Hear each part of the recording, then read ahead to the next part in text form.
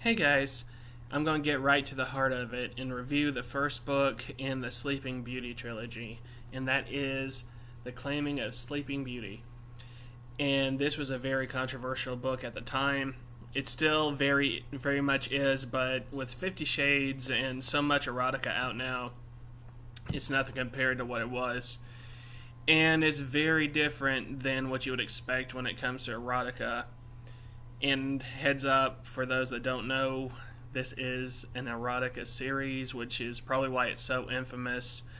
And people actually didn't know that. I've been reading comments where they go in thinking it's Anne Rice's take on Sleeping Beauty, and they come out a little more surprised. And giving you a sneak peek of what I think of the book is that you come out never seeing Sleeping Beauty, the story, the same way again. And that's my short review. But to get more into it, it's interesting. Like I said, it's very different. So, the prince wakes up Sleeping Beauty with a kiss, is what we've always been told.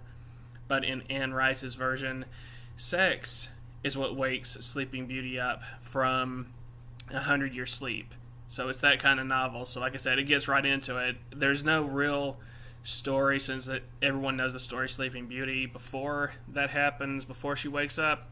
So you pretty much get the sex scene that wakes her up, and that's where this story takes place. It's kind of a post Sleeping Beauty series.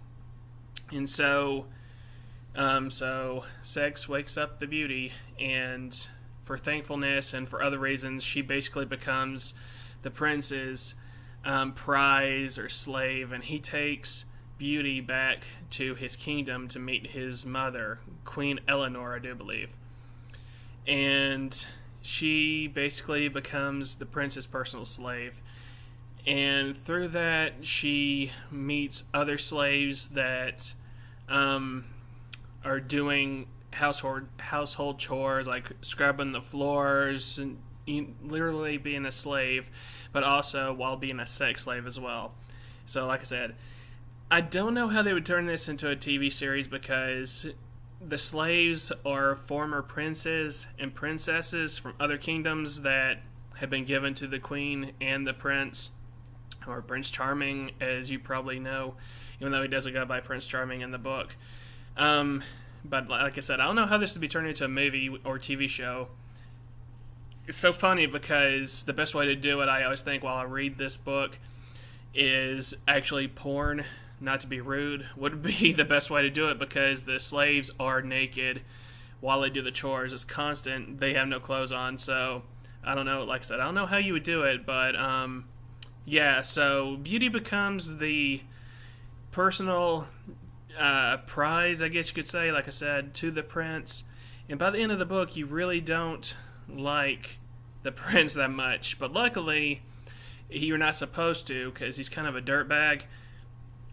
But because she finds another slave that she falls in love with, and he becomes the really the romantic interest of the series, this story. Excuse me. Yeah. So the beauty, when she gets to the castle, she sees these slaves. They're being tortured, and they're being there's like sexual devices that they're in, and not in the 50 Shades movies kind of way, but kind of like the old medieval tortures, but with a sexual thing thrown into. Like I said, this is very different than what you'd think when you think erotica. And it's really into spanking. That's the main...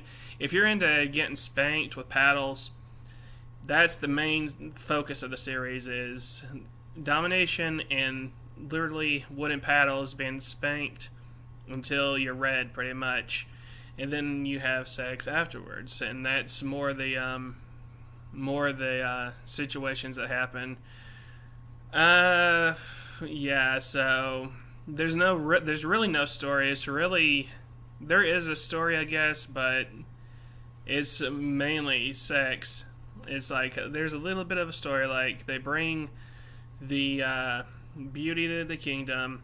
She learns how to bow and crawl on her hands and knees, And the thing about it is that Beauty actually kind of likes this, where she's treated like dirt, and she thinks she's a bad girl. And I didn't see much. I guess it's really not my thing, but I didn't see much sexual fantasy in this series. Well, in this first book, I'm in the middle of reading the second. And I was a little surprised. I was kind of wondering if they were going to go really into it, like go gay or go lesbian a little bit with the queen. And they go as just seeing how far the sexual fantasy would go.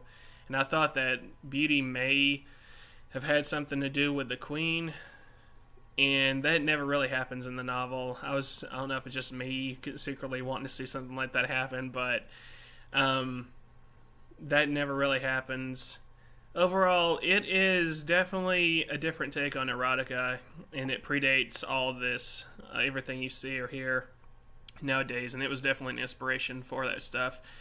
So yeah, Sleeping Beauty wakes up through sex, becomes the prince's slave, and becomes dominated in the castle, meets other slaves that are been there a while, who used to be former princes and princesses, and they teach her how to be an obedient, beaten slave. So if that doesn't sound like something fun for you, I don't know how fun it would be to read this book. And with that said, the book is still really interesting, and made me, by the end of the novel, it ends in a cliffhanger of something happens to her, and I actually wanted to know what happened next. So what does that say to me? I don't know. Maybe it's because I'm just a fan of Anne Rice in her writing style, but even though it really changes your view on the Sleeping Beauty story, and when I watch the Disney movie now, when I hear Sleeping Beauty, anything, it is forever in my head, this story. So it's going to change your view on Sleeping Beauty forever once you read this book. And it's weird. It's not, to me, not, I'm sure people like getting spanked. I mean that's like I said, that's it.